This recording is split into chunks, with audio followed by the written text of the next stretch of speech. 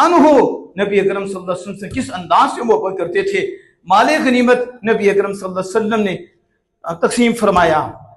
जब तकसीम फरमा रहे थे तो ज़ुवैल ख़वैसरा नामी एक मुनाफिक ये खड़ा हो गया और खड़े होकर इसने कहा, ए दिल, ए मोहम्मद सल्लल्लाहु अलैहि वसल्लम अदल करें। क्या कहा? ए दिल, अदल करें अल्लाह के रसूल सल्लल्लाहु अलैहि वसल्लम। आपने कहा वैलक, तुझ पे अफसोस है, तुझ पे अफसोस है कि मैं आदिल इज़ा लम आदिल, कमीने जब मैं आदिल नहीं करूंगा तो कौन अदल करेगा, और अगर मैं ही आदिल नहीं तो फिर कौन आदिल है? किससे अदल लोगे? कौन अदल देगा? पता चला ये आज नस्ल नहीं है, ये तो ज़माना मुस्तफा में हुजूर की बेअदबी करने वाले थे और हुजूर के आगे ये बकवास करने वाले थे कि आप अदल करें। तो जो हुजूर को कह रहे हैं अदल करें तो बाकी किसको छोड़ेंगे? सय्यदुना फारूक आज़म रज़ियल्लाहु अन्हु मौजूद थे। का इज़िल्ली अदरिब उनुकुक या रसूल अल्लाह, मुझे इजाजत दीजिए मैं इसे कत्ल कर दूं, मैं इसकी गर्दन मार दूं।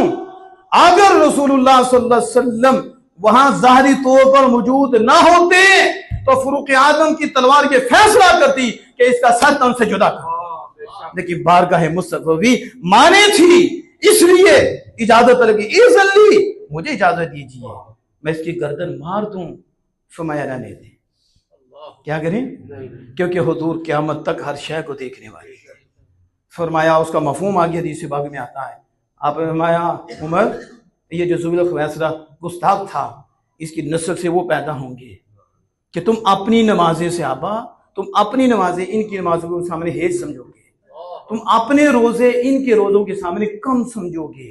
किनको कह रहे हैं? अबू बकर सिद्दीक, फारूक आज़म, सैयदना उस्मान गनी, मौला मुश्किल कुशा शेर खुदा, इनको हुजूर कह रहे हैं तुम्हारी नमाजें जब इनके सामने हो तो तुम कुछ नहीं समझोगे, और अपने रोजे इनके रोजों के सामने इतनी नमाजों के ये पाबंद होंगे, इतनी नमाजें, इतने रोजे, लेकिन फरमाया कुरान पढ़ेंगे गले से नीचे नहीं जाएगा और इमाम से ऐसे निकले होंगे जैसे तीर शिकार से निकल जाता है। तीर, और हदीस तो लंबी थी, उसमें यह भी है कि ये खबीस जो है ये अली शेर खुदा के खिलाफ आएगा, ये बगावत करेगा, और ये दो पिस्तानों वाला था। इसकी निशानी नबी अकरम सल्लल्लाहु अलैहि वसल्लम ने बयान वही हुआ कि ये हजरत अली शेर खुदा के खिलाफ भी खड़ा हुआ। फिर जब वो 5000 को आपने कत्ल कराया ना, तो उसके बाद आप मैं देखो इनके अंदर, क्योंकि सहाबा में खदशा था दिल में कि हमने दाढ़ियों वालों को, तजदे पढ़ने वालों को कत्ल कर दिया है, तो अमीरुल मोमिनीन का देखो इनके अंदर वो दो पिस्तानों वाला है।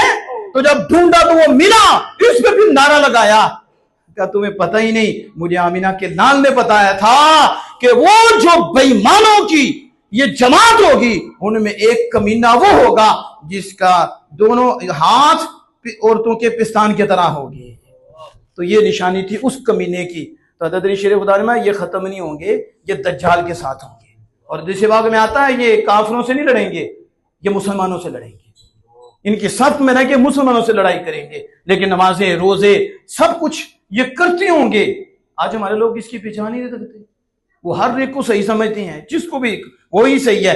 तो सही है, तुम सही हो या रसूलुल्लाह सल्लल्लाहु अलैहि वसल्लम की जुबान सही है?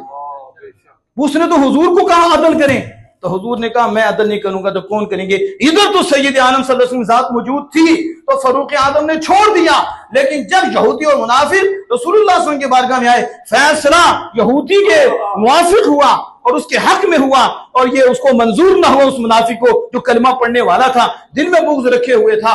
बिल आखिर सैयदना फारूक आज़म रज़ियल्लाहु अन्हु की अदालत में आया, और जब उसने बात की तो यहूदी ने कहा उमर आपके आका ने मेरे हक में फैसला किया है। तो आपने कहा मक्कानकुमा, तुम दोनों ऐसे ठहरो, उमर अभी आके फैसला करता है। आप अंदर की तलवार उठाई और बाहर आए, उस कलमा को मुनाफिक का गला और उसकी गर्दन उसके सर से जुदा कर दी, उसके जिस्म से जुदा कर दी। कहा जो आका का फैसला नहीं मानता उमर उसका फैसला यूं ही करता है। किसका करता है? उमर उसका। ऐसे नहीं कहते कि गुस्ताखी रसूल की एक ही सदा, सरतन से जुदा, सरतन से जुदा। आज तो पता नहीं कैसी कैसी अजीब किस्म की सुंडियां आई हैं। और कैसी कैसी बातें कर रहे हैं। वो मरने की देर है, मरने से पहले भी तुम्हें पता चल जाएगा। नाम रहेगा तो मुमताज कादरी का रहेगा। नाम तो उसी का रहता है जो आका पे जान वारता है।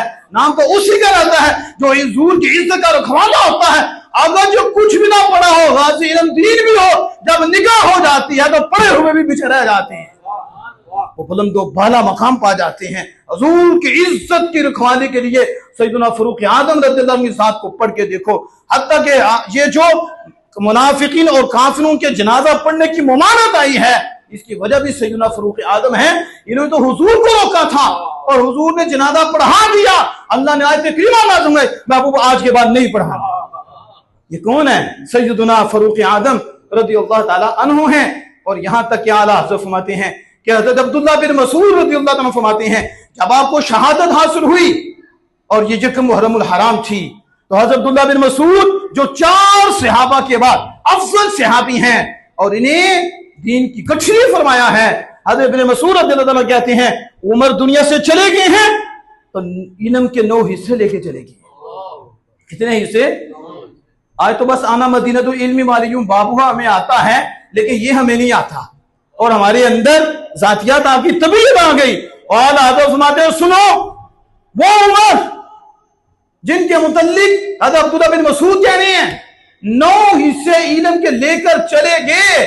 और ये वो उमर हैं जो कहते थे, काश उमर ना होता, उमर अबू बकर सिद्दीक के सीने का एक बार होता।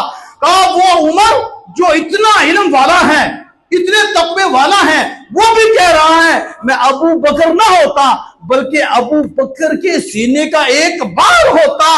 जिसके सीने के बाल का ये मकाम है, उसके पूरे वजूद के मकाम का आलम क्या होगा। इसलिए जो बाद वाला खलीफा है वो सैयदना फारूक आज़म है।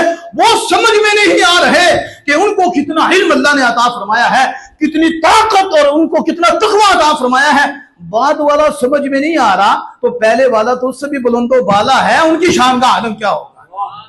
ये तरतीब जो है ये ऐसे नहीं है, ये दर्जों के एतबार से तरतीब है। जिसका पहला दर्जा वो वही पहला खलीफा है, जिसका दूसरा दर्जा वही दूसरा खलीफा है, जिसका तीसरा दर्जा वही तीसरा खलीफा है, और जिसका चौथा दर्जा है वो चौथा ही खलीफा है। ऐसे तरतीब नहीं, जो तरतीब है बिल इजमा, ये दर्जों के एतबार से तरतीब है। इसलिए दाते मोहतरम अपने आप को मजबूत करो। फितनों का दौर है, फितनों से बचो।